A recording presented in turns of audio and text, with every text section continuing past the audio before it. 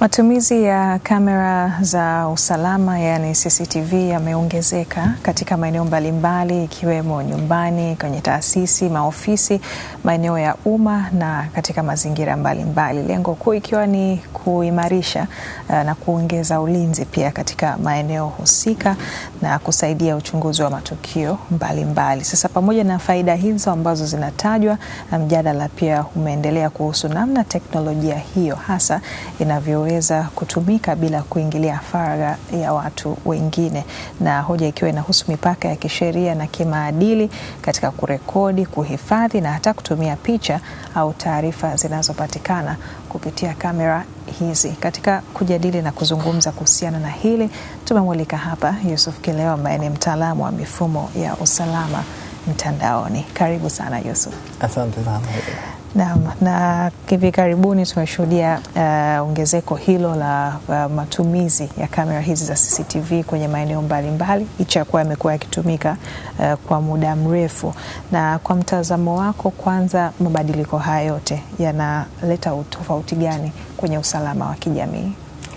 Kwanza Hilda, nakwambia kuna mambo makubwa mawili. La kwanza kabisa ni kwamba sasa hivi swala la CCTV nimeliona limegeuka kuwa kama fashion. Kwamba mtu anahisi ukienda wakuta sehemu kuna nyumba yenye CCTV ama sehemu na CCTV labda ndio liko kuna hali nzuri. Lakini swala la pili ni kwamba CCTV si swala jipya, limekuwa kwa muda mrefu. Lakini limekuja kuingia ama kupata changamoto kuanzia miaka 2018. Na nikisema hivyo namaanisha kwamba ukiangalia mwaka 2018 ndio palikuja kile kitu kinaitwa DGPR, masuala ya kulinda faragha za watu kwenye zile nchi za European Union, Umoja wa Ulaya. Kwa hiyo baada ya ile kuja, masuala ya CCTV na yenyewe yakaanza kuathirika kwa kiwango kikubwa. Kwa hiyo ikawa si sawa na vile ambavyo kabla ya hapo ilikuwa. Kwa hiyo nimeona ni mambo mawili ambayo yapo. Lakini jambo kubwa ambalo nataka nimeliona ni kwamba kuna vile vigezo, mambo ya kuzingatia ukienda kwenye CCTV. Na ukiangalia yale mambo ya kuzingatia ukienda kwenye CCTV, unakuta kwamba lile la kwanza kabisa huwa linaambiwa kwamba ufahamu malengo yako ni yapi. Na hii ukiangalia, wewe tafuta mtu ameweka CCTV, umuulize, ni vigumu sana kukueleza hata sababu ya yeye kuweka ile CCTV ni nini. Kwa hiyo kumekuwa na hiyo changamoto, na unakuta mtu ameweka lakini hajui anaweka kwa dhumuni gani ama analenga kufikia lengo gani. Kupe mfano, una duka lako, wewe unataka kuweka CCTV pale. Sababu yako kimsingi itakuwa unataka kuhakikisha kwamba wewe unajaribu kulinda matukio yakitokea mtu kuvunja labda kwenye lile jengo lako, basi iwe rahisi wewe kuweza kuona na uweze kufuatilia lile tukio na hatua ziweze kuchukuliwa. Kwa hiyo inakuwa sasa ndio purpose yako. Kwa mfano kwenye nyumba, kuna mazingira kwenye baadhi ya nchi, siwezi kustaja tu kwa majina, unakuta ni hatarishi, watu wengine hata wanakuwa na silaha wanavamia. Unakuta wewe labda ni mtu ambaye unalengwa, labda kuna watu wanapenda kukuletea, labda ni maarufu ama mtu ambaye unajiona uko hatarini. Kwa hiyo unaweka ile kwa lengo la kwamba unataka kuhakikisha kwamba unajiongezea usalama, na kama pakitokea tukio la mtu kutaka kuingia kwenye nyumba yako kufanya kitu, unakuta kinaweza kusaidia kwenye masuala ya kiuchunguzi na mambo mengine. Kwa hiyo unakuta hili sasa watu wengine wanaweka, lakini sababu kama hizo za msingi ambazo nimezitaja, unakuta mtu labda hajui hiyo ndio sababu, ama ukimuuliza anakuwa haelewi. Na ukiangalia mfano kwenye nchi yetu ya Dar es Salaam, matukio ya watu kubomoa nyumba za mtu kuingia kufanya tukio, jiji la Dar es Salaam si makubwa sana. Na hasa ukienda vijijini ndio kabisa unakuta ni very rare kupata matukio ya namna hiyo. Kwa hiyo pale sasa unakuta, nazungumzia ukilinganisha na matukio ya nchi nyingine. Kwa hiyo hayo ndo mambo ambayo nafikiri naweza kusema yanapaswa watu wanakuwa kidogo kuna mkanganyiko hapo kwenye masuala haya ya CCTV. Sasa na kiutaratibu hasa ni kisheria, yani kwa sababu tuna pande mbili, usalama hilo ni moja, lakini upande wa pili kuna privacy, kwa maana ya kulinda haki ya faragha ya mtu. Sasa katika kuweza kuaccommodate yote mawili, CCTV inatakiwa ifungwe wapi? Swali zuri sana Gilbert. Ni kwamba ndio maana nikakwambia kuna vile vitu na hii ni global standard. Duniani kote kuna yale mambo 6 ambayo yanatakiwa kufuatwa. La kwanza nilivyozungumza ndio hilo kwamba madhumuni yako ni yapi. Yeah. Uweke tu bila kuwa na madhumuni uweze kujielezea. Lakini swala la pili ambalo linakuwa la msingi sana ni ukishajua madhumuni ambao unaweza kuyatolea ufafanuzi, then CCTV ile unayofunga iwe inalenga kwenye lile dhumuni uliolikusudia. Nikupe mfano ili nieleweke. Mfano, wewe unasema unataka kulinda mtu asivunje kufuli yako akaingia. Lakini kwa bahati mbaya sana hiyo CCTV yako umeweka, unaangalia mitaa ya watu, unaangalia nyumba ya jirani, yani zile the way ulivyo position ile CCTV iko nje ya vile ambavyo inapaswa. Yeah. Kwa hiyo sasa hiyo inakuwa ni changamoto. Kwa hiyo ni la kuzingatia kwamba wewe unaiposition vipi CCTV yako. Lakini swala la tatu ambalo natajibu na hilo vile vile ni kwamba huruhusiwi, sio tu haishauriwi, hii hairuhusiwi kuweka CCTV maeneo ambayo unahisi kabisa haya mara nyingi yanahitaji faragha. Mfano, wewe huwezi kwenda kuweka CCTV kwenye kaweka chooni. Huwezi kuweka CCTV kwenye labda sehemu ya mapumziko, ama ukaweka CCTV chumbani na vitu vya namna hiyo. Yani ukifanya hivyo kimsingi na haya masuala ya data protection na mambo ya GDPR tayari umeshajitafutia matatizo makubwa sana. Kwa hiyo hilo ni swala vingine ambalo linazingatiwa sana, kwa sababu sasa hivi kuna changamoto ya watu wanaona aweke kila sehemu ambayo yenye uhitaji wa faragha. Na nikwambie tukio moja lilitokea kwenye nchi fulani, sitotaja jina. Incident ilitokea kwenye, sio chooni ndani, lakini pale kwa wanaume wanapokojolea somewhere pale. Sasa ile incident ilishindikana mahakamani, ikavunjwa kwa sababu tu ya wale waliweka CCTV eneo lile. Ule ushahidi wa mambo ya uchunguzi wa ile kesi, matokeo yake ikaishia mahali, ikakwamia mahali. Kwa sababu gani? Kulikuwa kuna pingamizi lingine kwamba huyu amefanya kosa lingine la kuingilia faragha za watu. Kwa hiyo mambo hayo ni ya kuzingatia sana. Lakini lingine ambalo huwa la msingi sana ambalo watu wanajisahau ni kwamba pamoja na kuzingatia hiyo faragha, ni wewe umeweka CCTV popote unapoweka, utunzaji wa zile data. Kwa sababu kumbuka, utakusanya picha za watu labda za uso wao ambaye ameshafika mlangoni. Lete ni mlangoni kwako, wageni wanaoingia, umepata sura yake sawa, umepata zile taarifa. Unazitunza vipi?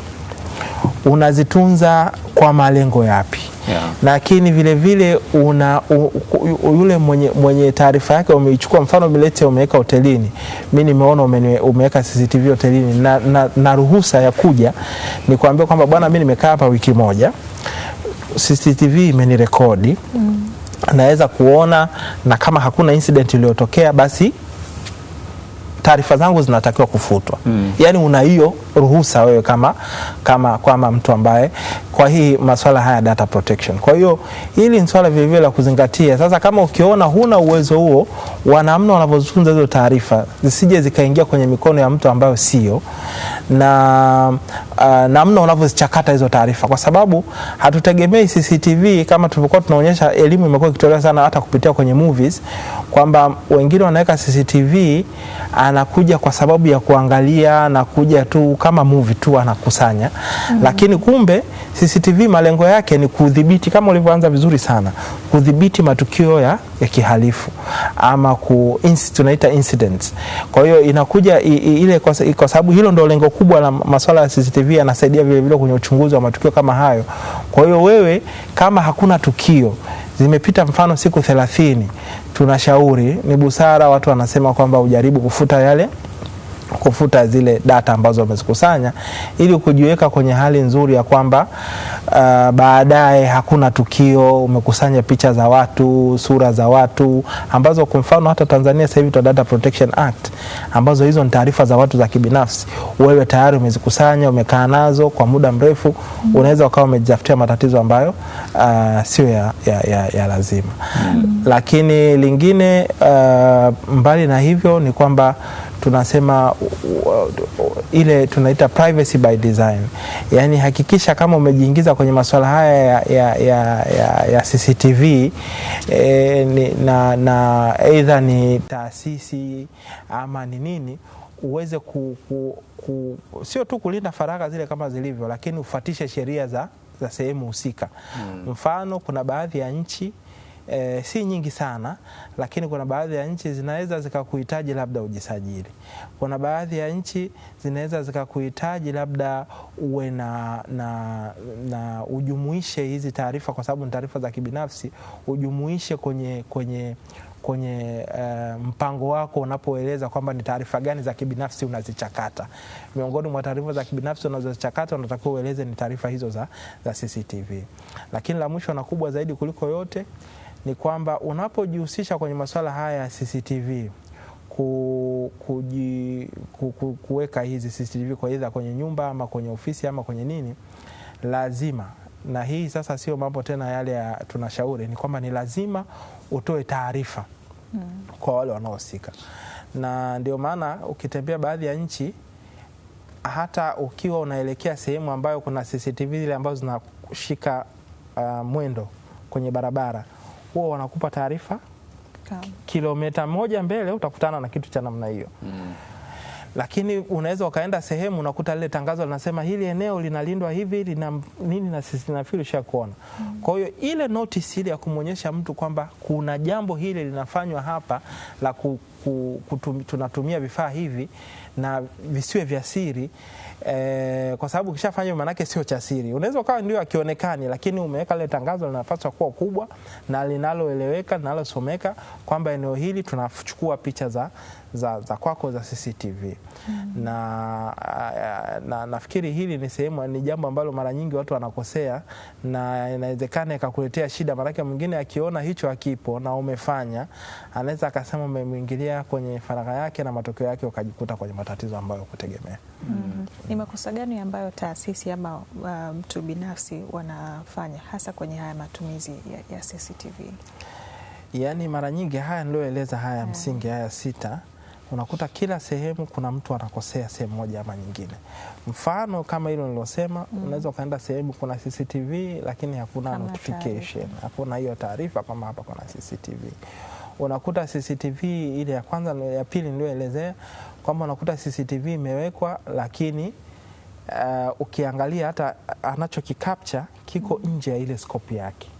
Yani wewe mimi sijataka unisaidie nyumbani kwangu tena kwenye maua yangu ama kwenye baraza yangu. Yani CCTV yako imekuja mpaka barazani kwangu, inaangalia barazani kwangu.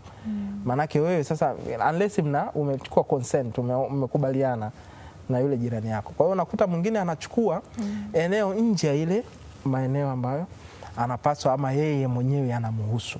Kwa hiyo ni kosa ambalo naona mara nyingi watu wanalifanya, na hii inaendana na engo.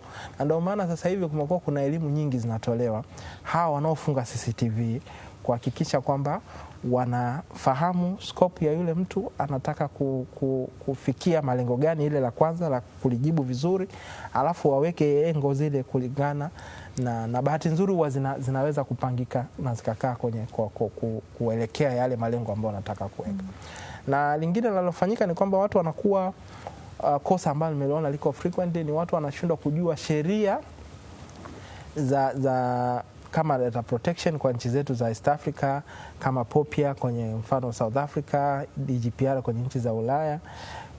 kwamba sheria zinazungumza nini kuhusiana na swala hilo, ili mtu ajue whether anatakiwa kujisajili, whether taarifa hizo natakiwa kuzichakata namna gani, whether ninatakiwa kuharibu hiyo taarifa baada ya muda gani, whether mimi naye wale naochukua taarifa zao wana haki gani kuhusiana na taarifa na maana yake tayari ni taarifa ya mtu mwingine unaichukua wewe na unanichakata na ubaya bahati ni taarifa za kibinafsi, maana yake ni picha za watu, za sura za watu na vitu vingine. Kwa hiyo kuna hilo ambalo mimi nimeliona kwamba mara nyingi ndio makosa ambayo yanafanyika wakati watu wanaweka ama wanaanzisha masuala haya ya CCTV. Na nani anapaswa kufikia hizi taarifa ambazo ama rekodi ama picha ambazo tayari zimerekodiwa kwenye CCTV?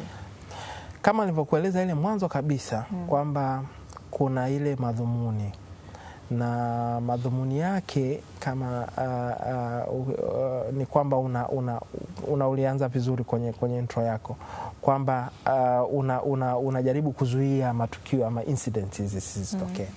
Kwa hiyo maana yake wewe CCTV pale unachochukua pakiwa pana tukio, maana yake linaweza likasaidia kwenye shughuli za upelelezi.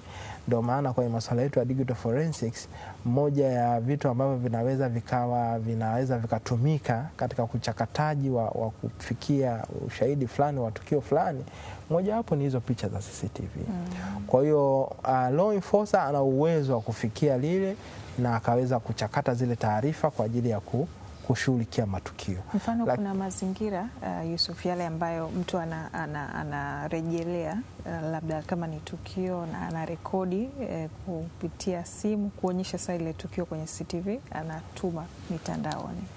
Sasa kama si tukio, unajua incident si Kiswahili chake nini? Wanasema tukio ni neno pana. Yaani tukio lete la kihalifu, labda mtu ameiba kitu ama mtu alikuwa anabomoa nyumba, tulikuwa nafikiri mnaonyesha hapa matukio fulani. Kwa hiyo yale matukio ya namna ile, maana yake yule ana uwezo kwanza ndio sababu ya yeye kuchukua zile CCTV.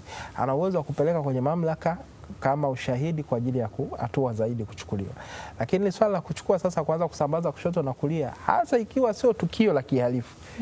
Yaani ni watu wakiwa wanatembea, let's say katika uchukuaji wako wa video amekutana na watu wawili wanatembea wameshikana mikono. Ama yani tukio ambalo si uhalifu kwa kifupi. Kwa hiyo wewe umechukua ile umeanza kusambaza kushoto na kulia, yule mwenye video yake anaweza baadaye akaja akakushtaki. Na ikajulikana ni CCTV gani ilichukua matukio kama hayo, wewe unaweza ukajikuta kwenye matatizo makubwa sana. Hasa kwenye mjadala ambao unaendelea wa usajili wa CCTV umeleta hisia tofauti na umeleta wasiwasi kwamba lengo lake hasa ni nini. Wengine wanaona ni bora CCTV zisajiliwe, wengine wanaona hazisajiliwe. Wanaona ni bora zisajiliwe ni kupunguza hizi changamoto ambazo tumezieleza. Lakini wanaosema azisajiliwe wanasema kwamba kuzisajili ni kufanya mchakato wa ulinzi wa CCTV kwenye nyumba tunazoishi kuwa mgumu. Yaani mchakato ule kuwa mgumu na hivyo kupunguza usalama kwenye nyumba tunazoishi. Upi kati ya mitazamo miwili unaunga mkono? Swali zuri sana Gilbert. Ninaweza kusema kwamba kwanza tunarudi kule kile kitu tulichokeleza cha kwanza, kwamba malengo yako yalikuwa nini, lakini kitu cha pili sheria za nchi yako zinasemaje na mengine yako hapa yanaguswa. Lakini nikienda specific ni kwamba unaposema uchukue taarifa ama watu wasajili, sidhani na naweza kusema kwamba na uhakika, na kama ni hivyo tutarekebishana, nitawaeleza wenzangu pia waangalie vizuri kwa makini.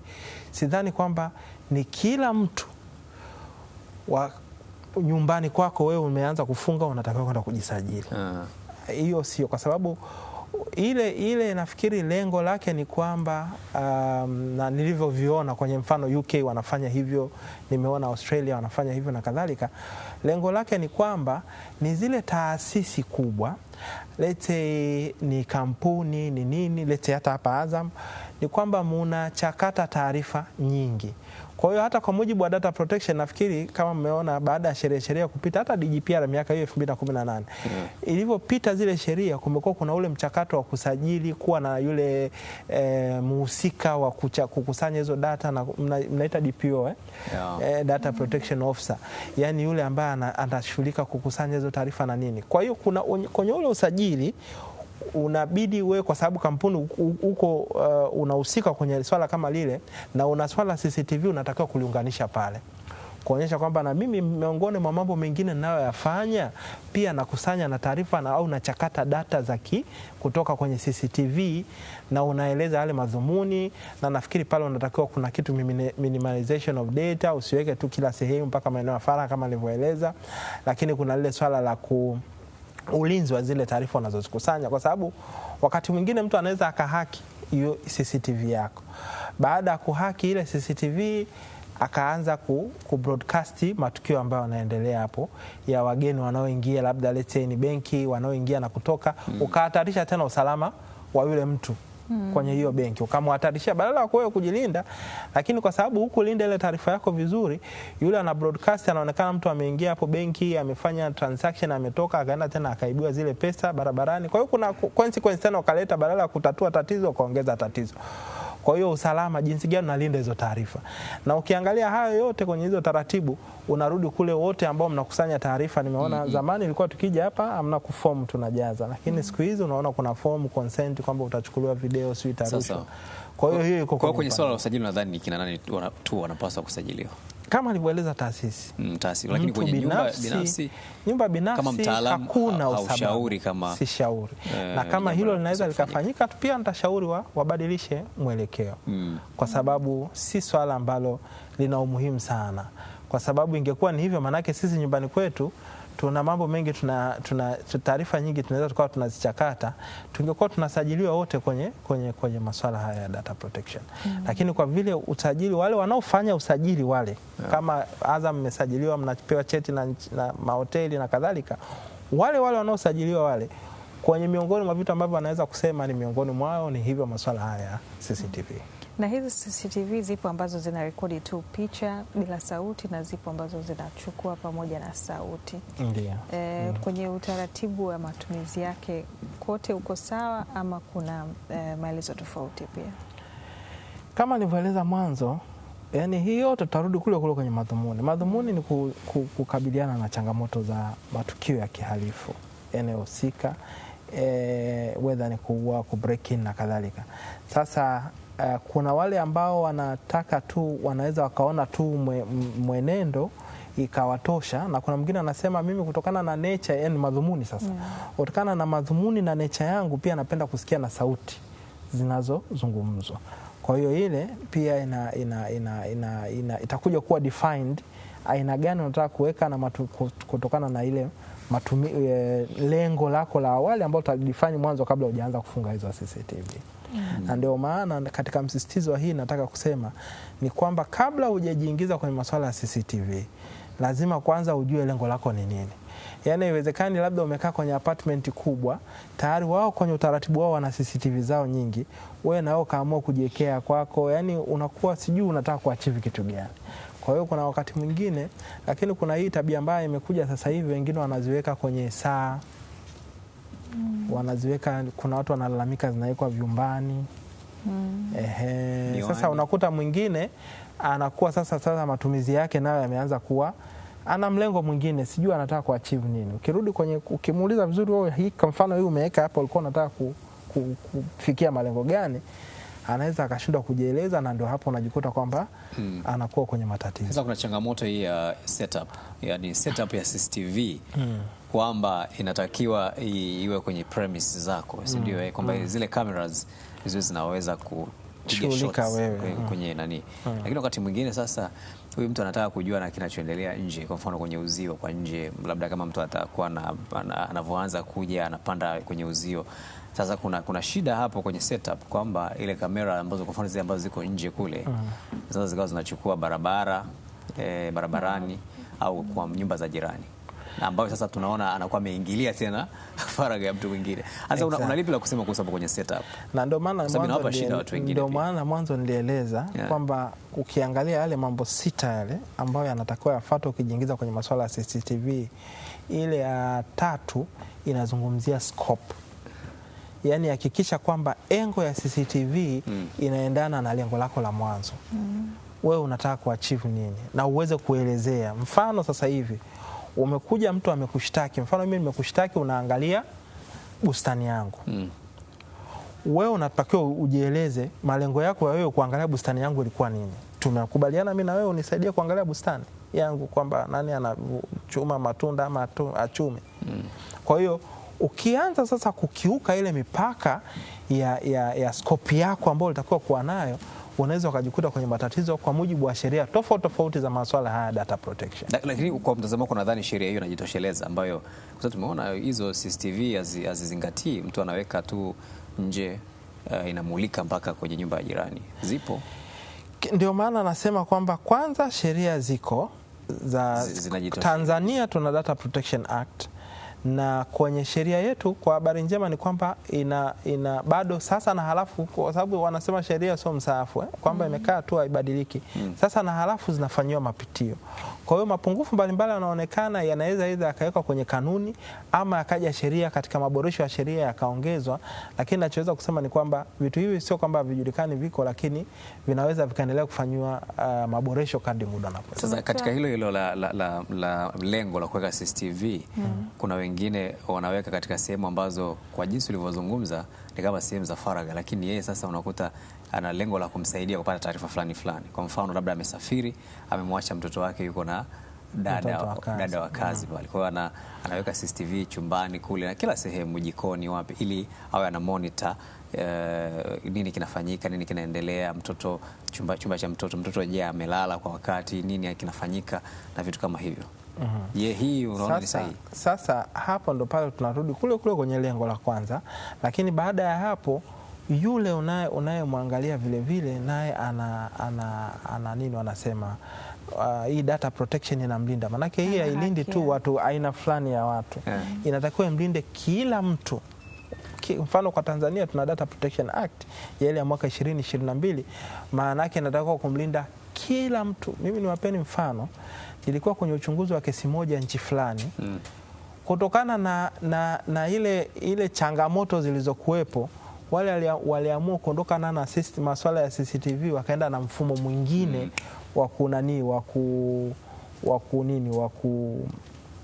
kuanza kumonitor ama kujua watu wanaingiaje kwenye zile ofisi. Kwa hiyo badala ya CCTV ambayo ilikuwa ni rahisi upate video, wakasema watu watakuwa wanatumia hizo fingerprints na vitu vingine kuhakikisha kujua nani ameingia, nani ametoka. Kwa hiyo wakati mwingine nakuaga ni complex sana kiasi kwamba wewe mwenyewe unapaswa kujiongeza uone kwamba mimi nafanya nini. Na kama nilivyoeleza toka mwanzo, hii complexity ama huu ugumu wa sasa hivi wa masuala ya CCTV umesababishwa na haya masuala ya hizi sheria mbalimbali, kuanzia ile ya EU ya mwaka 2018 na hizi za kwetu za nchi za Afrika na nchi nyingine duniani za masuala haya ya ulinzi wa taarifa binafsi pamoja na faragha za watu. Lakini kabla ya haya hapakuwa na hizi changamoto ambazo sasa hivi tunaziona. Kwa hiyo zilivyokuja zimekuja na masuala ambayo yamekuwa yanapitiwa zaidi.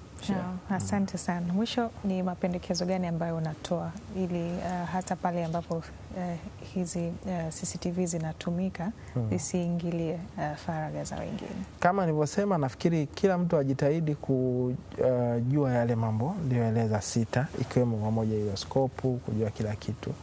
Lakini siku zote uwe unajiridhisha ama kujua sheria za nchi yako husika zinazungumza nini kuhusiana na taarifa unazozikusanya na kuzichakata za watu binafsi, na hasa kwenye ile definition ya taarifa binafsi. Mfano kwetu hapa, picha ya mtu, sura ya mtu ni taarifa yake ya kibinafsi.